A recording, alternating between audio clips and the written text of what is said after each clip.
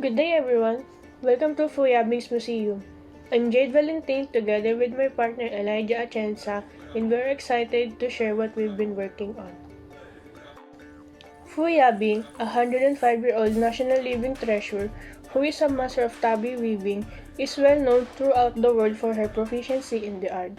She is one of the few expert weavers of Tabih fabric in South Cotabato, who is still practicing the rare and beautiful craft. Her efforts to protect and promote this cultural tradition have been recognized with the Gamab Award or the Gawad Manlikha ng Bayan.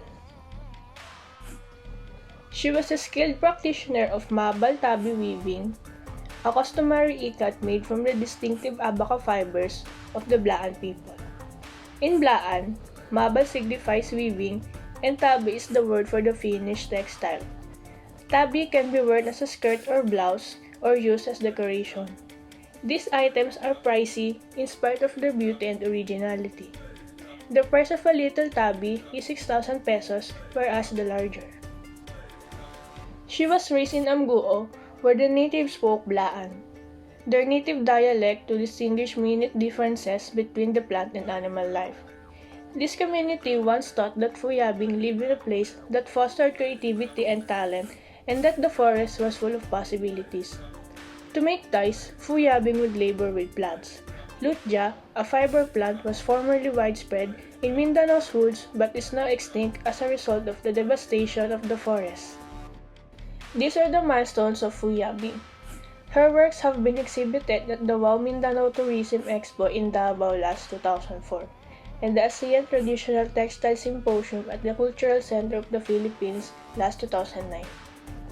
In 2005, she served as Cultural Master of the Blaan Weaving School of Living Tradition project implemented at Sitio Lanlifu, Sarangani Province. She was also a partner for cultural preservation in Sarangani under former Governor Mix Dominguez Indigenous Peoples Development Program or IPDP. Last 2017, she was awarded the Gawad Manlikha ng Bayan or the National Living Treasures Award alongside Yakan Weaver Ambalang Osalin and Blaan Mat Weaver Estelita Tumandan Bantilan. Mother to the Blaan, Yabing Masalon Dulo is an episode of the television program by the ANC called Dayaw, which explores indigenous Filipino culture, traditions, and heritage. This episode delves into the way of life of the Blaan indigenous people in the Philippines.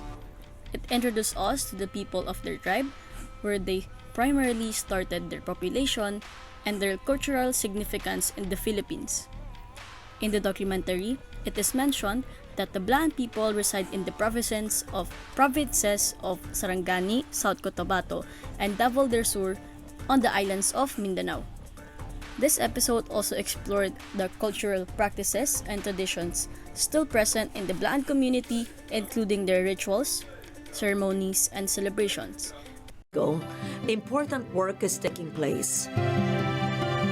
It is the work of teachers and students coming together to preserve tradition, blending the ancient knowledge with engaging teaching methods, and livening for a younger audience the ways of the past, or simply bringing communities together to judge what is valuable, what must be taken on the journey forward.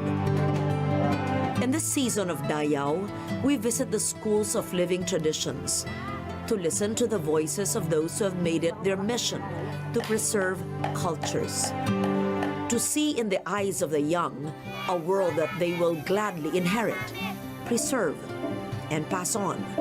This is what it means to be Sisidlan, a bearer of culture, a school for living traditions.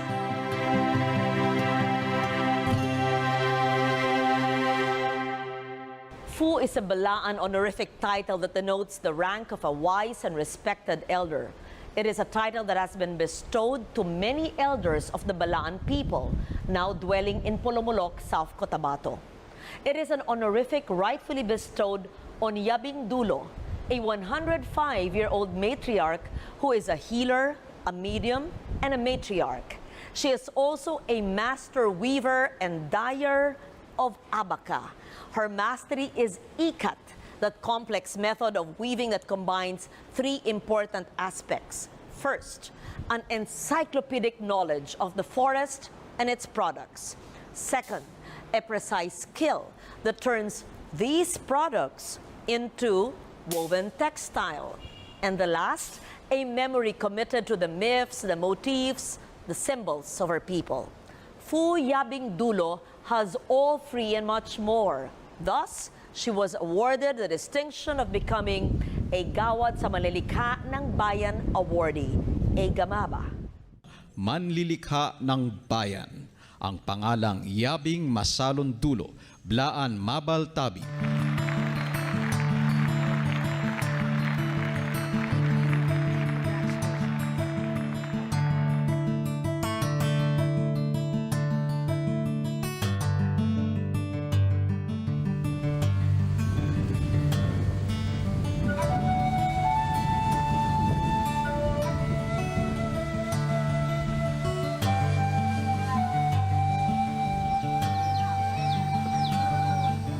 To visit Fu Yabing's village in Polomolok is to see how the Gamaba recipient has awakened a renewed interest in abaca ikat weaving.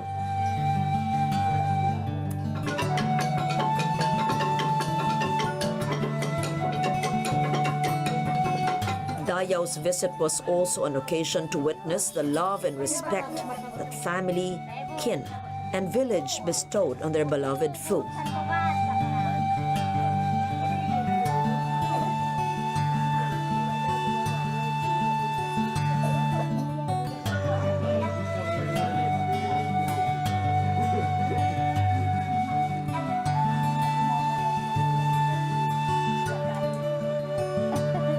Ugali niya maganda, tapos maglambing, tapos ang gusto niya hindi mag-away yung mga anak niya.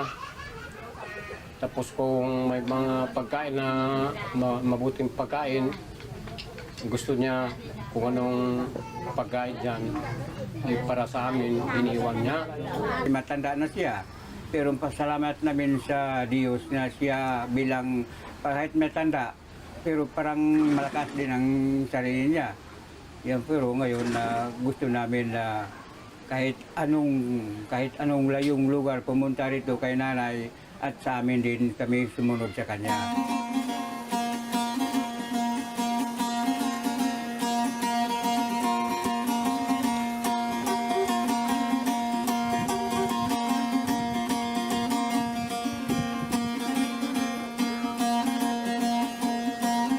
Marami na siyang tulungan. Gaya ng number 1, yung lugar ng Lamdipo, Manandag.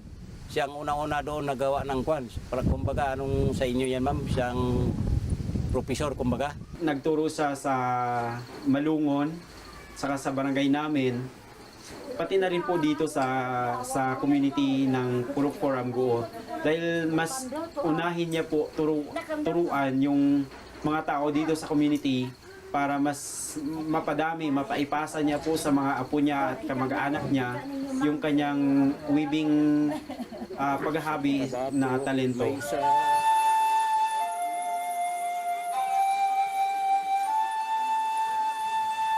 In her home, women gathered to assist and learn from her. 6 years old pa lang ako, tinuruan na ako ni Lola na mag-dance, magtahi ng damit ng blaan, at saka magawa ng bracelet, at saka yung necklace. Ay, si Lola, magaling siya magturo. Tapos, kung hindi mo siya papakinggan, magalit siya, dapat pakinggan mo lang maayos para... Kasi pag magturo yan si Lola, isa lang. Hindi siya magturo ng ilang beses. Kahit yung gusto niya, kapag magturo, dapat makinig ka para mabilisin mo makita. At saka mabilisin mo makuha yung kanyang turo. Yung paggawa po ng beads, bale, nakikita ko lang sa kanila. Pero nagawa ko ng sariling strategy ko, yung nylon na ganito. Pero okay rin yung gamit ang sinuli. Ito po, pero yung iba, gaya ng paggawa ng mga scarf, at saka yung mga patadyong, hindi ko pa nasimulan yun, pero willing ako matuto. Isa siyang mabuting teacher. at saka lahat ng mga medyo mali, kinukrusyonan niya agad para yung mga student niya matuto agad sa kanya. At matatandaan ng iba, ng mga estudyante niya kung anong mga tinuturo. Kaya ang labas, matuto sila.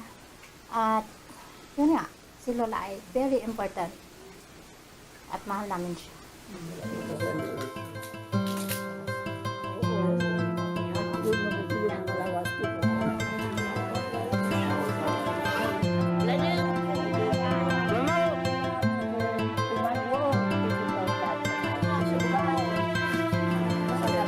And we meet those who have actively taken a part in helping Fu promote her art and manage the newfound fame, which has brought both honor to their clan and the possibilities of commercial success for her own weaving.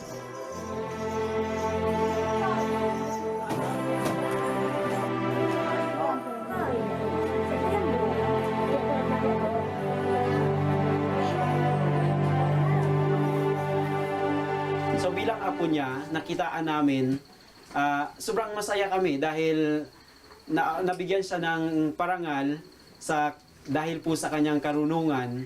Masaya po kami dahil hindi lang para sa aming pamilya, kundi sa buong tribong Blaan. Parang masaya kami dahil parang nagkaroon ng ilaw, ng liwanag ang tribong Blaan na sa paraan sa kanyang parangal maipakilala yung buong tribo sa buong bansa.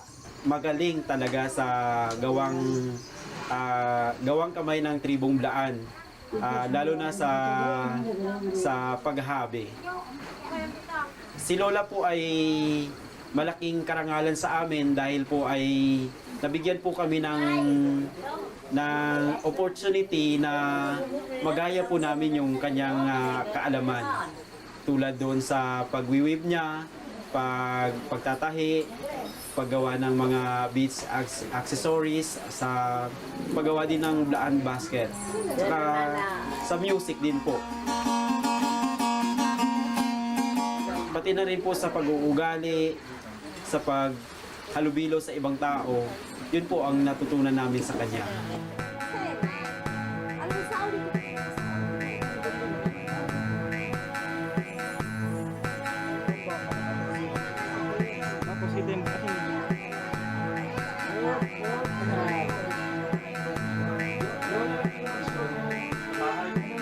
But meeting Fu Yabing reveals a quiet, almost aloof elder, seemingly wary of the attention of outsiders and their gadgets and cameras.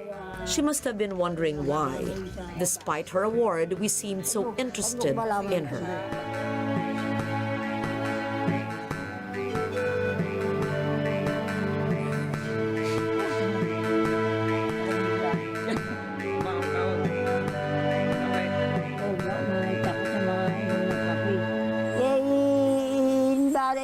Ang nauna niyang yung sinabi niyang mama niya na mag-design daw siya ng kung tawagin ay fanggalaw. Fanggalaw daw yung pinagawa sa kanya para makuha niya lahat ng designs.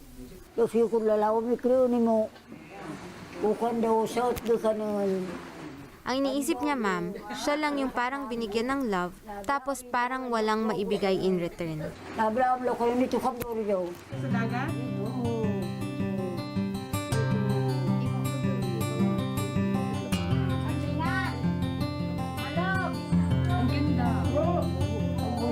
Over the next days that Dayao spent with Fu Yabing, she would grow warmer towards us, sharing her knowledge and her own unique and loving view of our vanishing world and her enduring art.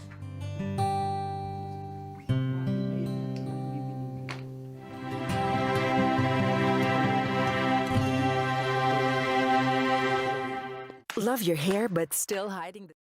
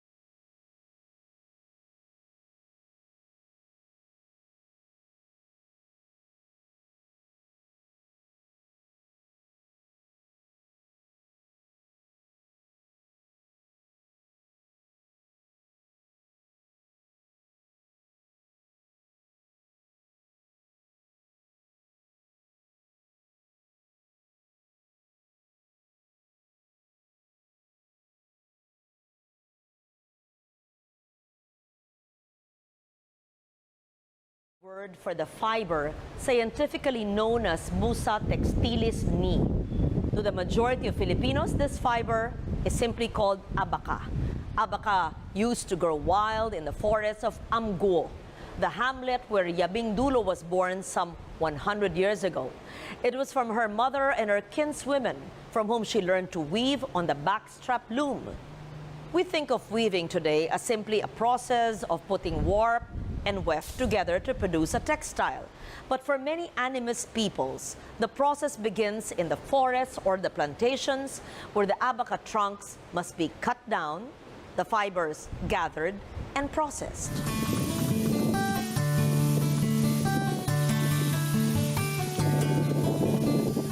Saan niyo po kinuha yung abaka? Sarili namin ang tanim.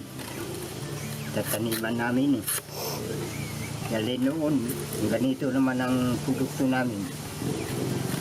Ilang buwan o taon po bago tumubo yan? Tagal na yun. Mga 6 na taon ito. Kayo ang nagbibigay ng abaka fiber kay Lola, Yabing? Oo, noon. Iwan ko naman ngayon, noon, barato na eh.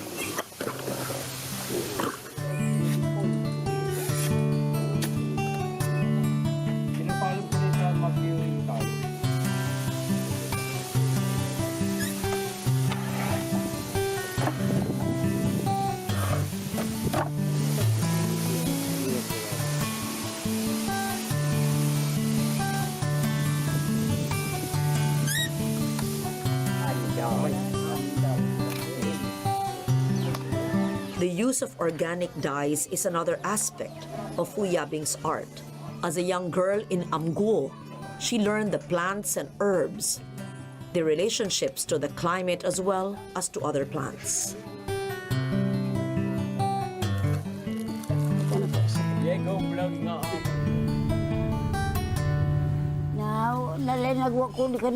Yung mama niya, nakuha niya dun sa mama niya.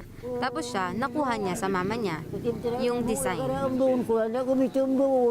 Wala siyang sariling design. Yung design talaga ng mama niya ang ginagaya niya hanggang ngayon. Tapos bawal daw ituruan yung anak mismo.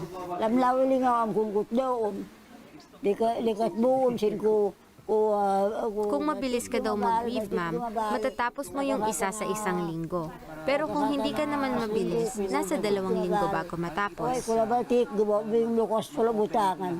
Masaya daw siya, ma'am, pag nag-weave. Dahil nag-weave siya na mula sa puso. The weaving process that she learned as a child is pregnant with myth and meaning. The motifs, sacred to the Balaan people, are deeply etched into Fu Yabing's mind and memory. Ano yung design na yun? Lugob lang siya, ma'am, kasi maliit. Maliit na design lang.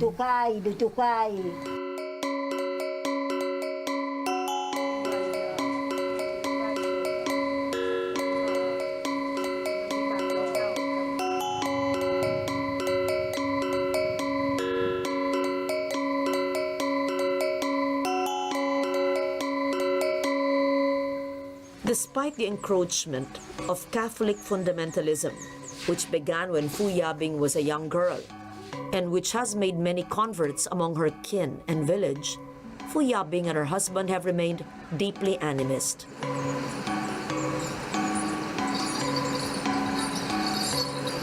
It is this abiding connection to the ways of the ancient Balaan that makes for the totality of Fu Yabing's personhood.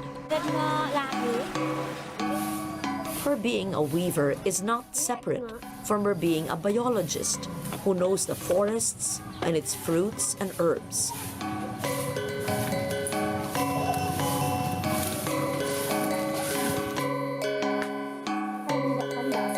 Nor can her being a weaver be separated from another important function, that of being a medium to the spirits.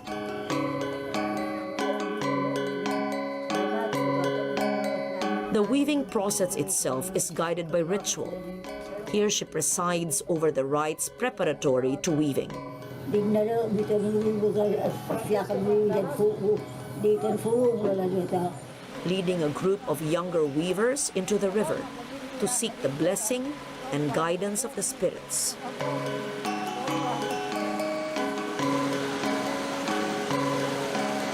The river is also the site of a larger ritual that involves the entire community. Here, as a priestess, she blesses the members of her clan and community in an ancient rite that she learned as a young girl.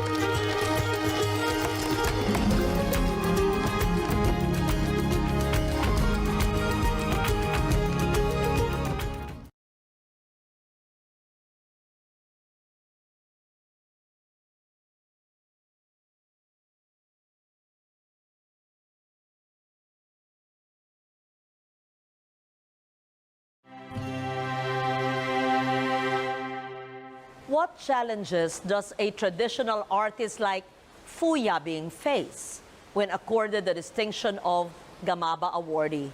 How can she keep her own spirit and instincts pure in the face of possible commercial success and national attention? While her family may watch out for her interests, and where the National Commission for Culture and the Arts continues to guide and monitor her efforts, Fu Yabing clings to only one vocation in her old age: to teach and to pass the ancient world of her Balaan forefathers to the younger generation.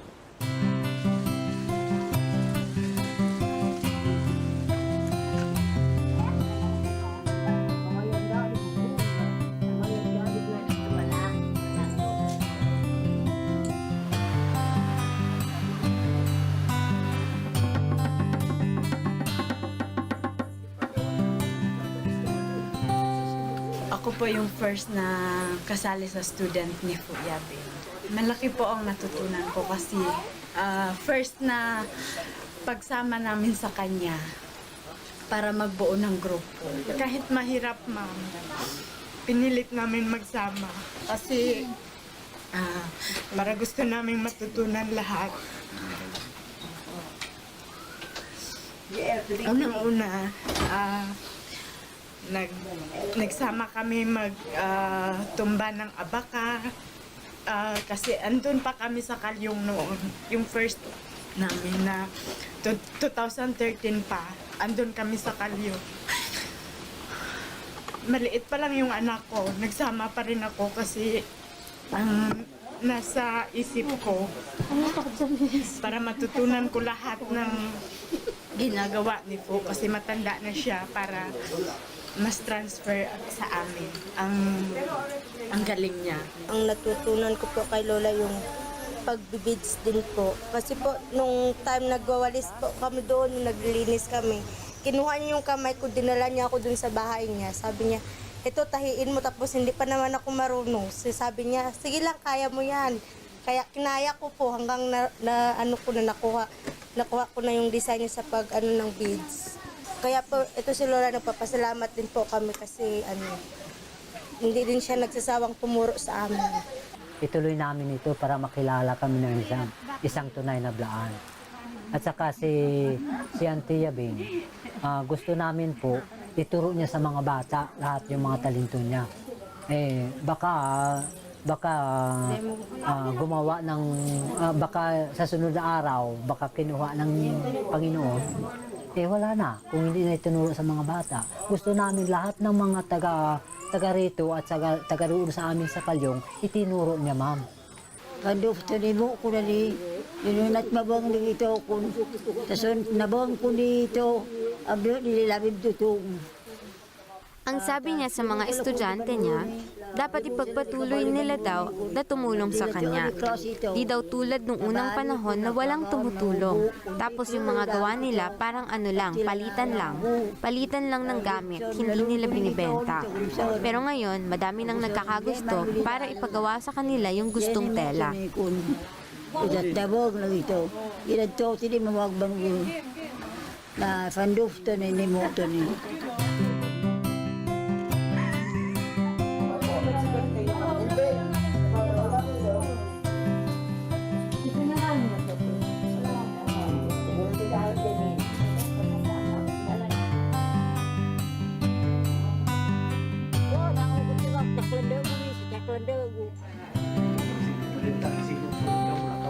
Yabing Dulo has really been one of the most important people in preserving Blaan Mabal Tabih.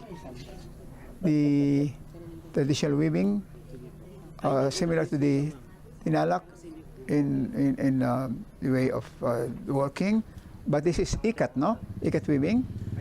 And you know that ikat weaving is very old in the Philippines. And we have fewer and fewer ikat weavers, simply because it's a very hard kind of work. You have to be so painstaking in your work because you really have to tie a lot, of strings in order to create a pattern. And Fu Yabing, in spite of her age, in spite of her eyesight not as clear anymore as before, she continues, she persists in this. And she creates very, very fine designs.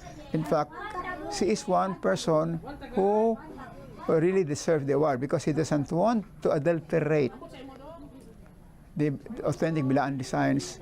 She makes sure that she safeguards the most authentic designs of the Blaan, because she says that this is the source of Blaan identity, and you cannot be proud of being a Blaan if you adulterate these designs. So this is the importance of very fine designs of Fu Yabing, and you don't really find this anywhere else in this country. That's why we honor her with the Manlilikhang ng Bayan Award.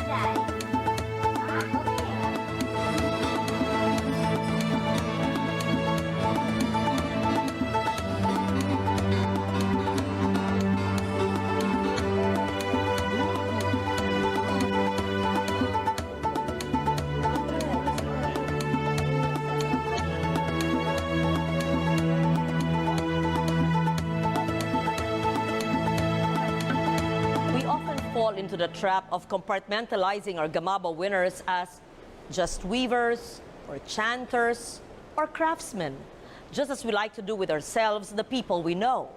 We often fail to recognize that to be a Gamaba awardee is to be a total embodiment of a community. It is to perform many traditional roles that were important to the welfare of the clan and the village. To be a Gamaba winner is to be more than just an artist, but a fully realized person functioning with many roles: a mother, teacher, shaman, medium, repository of knowledge. Fu Yabing personifies all that. In her great wisdom, in the totality of our personhood, She is truly worthy, bearer of Dayao. Our knowledge, our pride.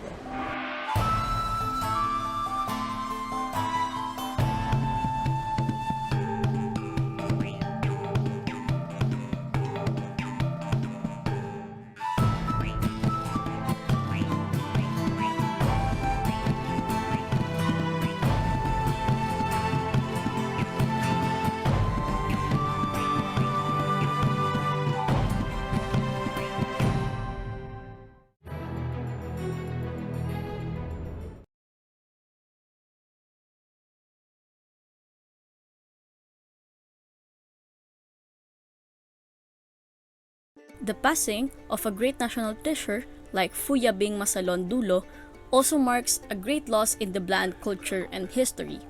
It is only significant to recognize and honor her contribution to the preservation and promotion of the Blaan cultural heritage.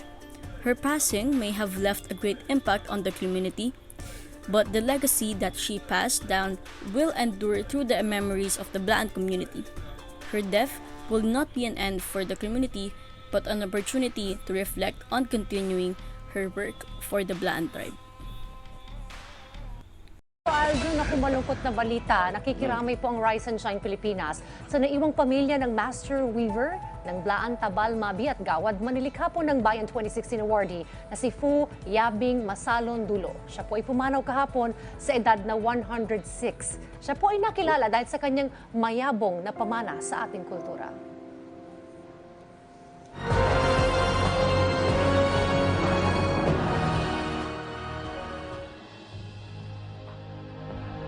Pumanaw na si Fu Yabing Masalon Dulo, isang kilalang Filipino textile master weaver at dyer sa edad na 106. Ang tubong South Cotabato na si Fu Yabing noon ang natitirang weaving master ng tradisyonal na paghahabi na tinatawag na Blaan Mabal Tabih. Ang Mabal Tabih o ikat weaving ay isang sinauna at espesyal na pamamaraan ng paghahabi ng abaka na karaniwang ginagawang damit at palda sa Mindanao noon. Base sa nakatala sa nolisoli.ph, sa murang edad ay maagang kinakitaan na ng galing at potensyal sa larangan ng sining si Fu Yabing. Nagsimula muna siya sa paghahabi ng 2 Mabal Tabih masterpieces sa edad na 14. Isa sa kanyang obra ay nasa National Museum ngayon. Ayon naman sa blaansforgamaba.weebly.com, si Fu Yabing ay nagsilbing cultural master ng Blaan Weaving School of Living Tradition sa Sarangani noong 2005. Naging katuwang din siya sa cultural preservation ng Sarangani sa kaparehong taon sa ilalim ng IPDP o Indigenous Peoples Development Program.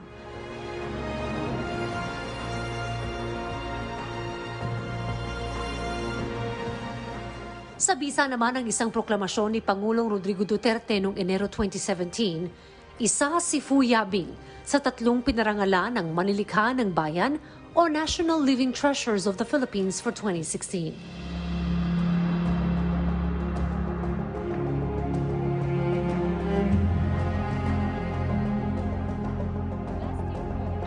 Rest in power, Fu Yabing. Fu Yabing Masalon Dulo is a living treasure, not just in the Blaan tribe, but in the cultural aspect of the Philippines. She shows that preserving Tabih weaving and other cultural heritage is as important as every other aspect of our country. Preserving our culture allows us to maintain our community identity, promote cultural diversity, elevate our tourism, and support economic livelihoods. Our culture, not just Tabih weaving, should be supported and celebrated as a part of the rich cultural diversity of the Philippines. And here are the references that we used for this video and for this presentation. And again, we are the Group 3 and thank you for listening.